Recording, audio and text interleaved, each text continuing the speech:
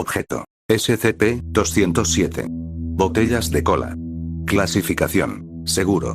Procedimientos especiales de contención. SCP-207 debe ser almacenado en un contenedor de metal asegurado con llave y a prueba de agua, que mida 1 metro por 0.5 metros por 0.5 metros.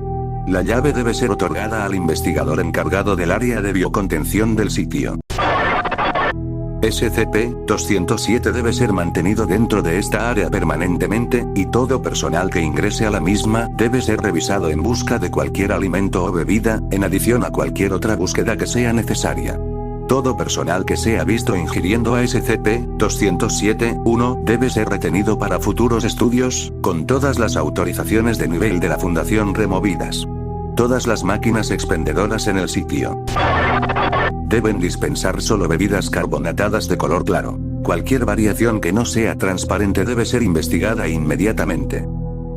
SCP-207-C. Descripción. SCP-207 hace referencia a una caja que contiene 24 bebidas cola de la marca Coca-Cola. Las botellas están designadas desde SCP-207-A a X. SCP-207-B es actualmente la botella en uso para pruebas, y ninguna otra debe ser abierta sin autorización de los investigadores de nivel 4. Todas han sido claramente etiquetadas para ayudar en su identificación. El líquido contenido dentro de las mismas ha sido confirmado como similar en todos los ejemplares de SCP-207, y no debería ser ingerido salvo en pruebas supervisadas.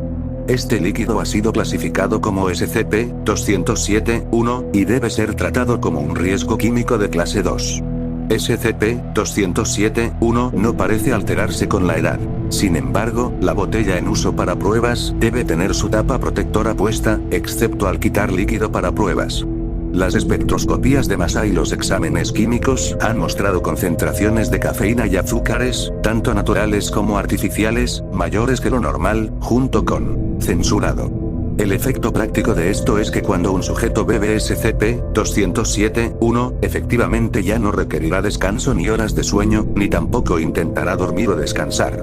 Este efecto no es disminuido por ningún soporífero o medicación usada, hasta ahora, en los sujetos de prueba. Sin embargo, solo una cantidad mayor a 5 milímetros causará este efecto. La razón de este margen inferior no ha sido descubierta, aunque es hipotetizado por el Dr. ¿Qué? Censurado. Por lo tanto, a no ser que esté autorizado por 2 investigadores de nivel 3, solo 5 milímetros de SCP-207-1 deben ser usados para pruebas. Cantidades mayores a la mencionada no han mostrado diferencias en su efecto, con la excepción del sujeto del que SCP-207 fue recuperado, véase el anexo. En adición a suprimir la necesidad de descanso, SCP-207-1 también causa un aumento en las funciones motoras, reactivas y psicológicas. El incremento es lineal en progresión, con un aumento estimado del 50%, medido con protocolos médicos estándar, más menos 5%, cada 6 horas. La aplicación práctica de la ingestión es que el sujeto es capaz de pensar, reaccionar y moverse más rápido que otros que no han ingerido SCP-207-1.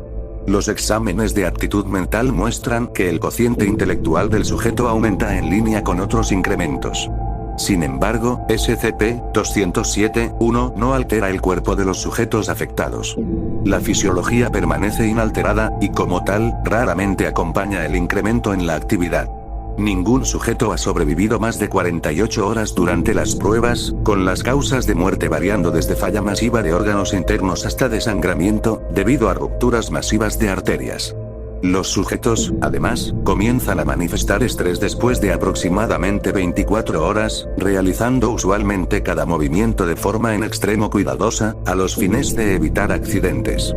Las pruebas SCP-207-Alpha y Rho han mostrado que después de cerca de 24 horas, los aumentos causados por SCP-207-1 generan que los individuos puedan fácilmente subestimar su velocidad.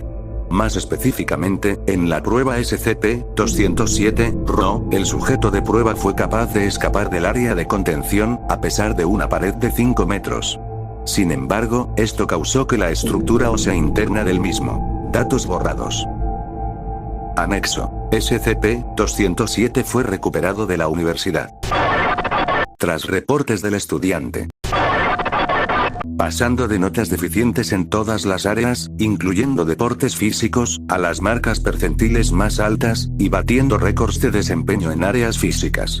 El agente, instalado en la fuerza policial local, citó a para una entrevista. El sujeto reveló la existencia de SCP-207 durante la misma. Sin embargo, un intento de escape mientras se le estaba administrando amnésicos de clase A, resultó en el sujeto violentamente. Datos borrados. La causa de muerte: falla de órganos debido a hemorragia interna masiva. Como SCP-207-A estaba vacía durante su recuperación, se cree que al tomar una botella completa. Censurado. SCP-207 fue obtenido de la casa del sujeto, estando SCP-207-A ya vacío, según se indicó. Fue reportado a la fuerza policial local como persona desaparecida. No hay ninguna razón que justifique vigilar la universidad en este momento.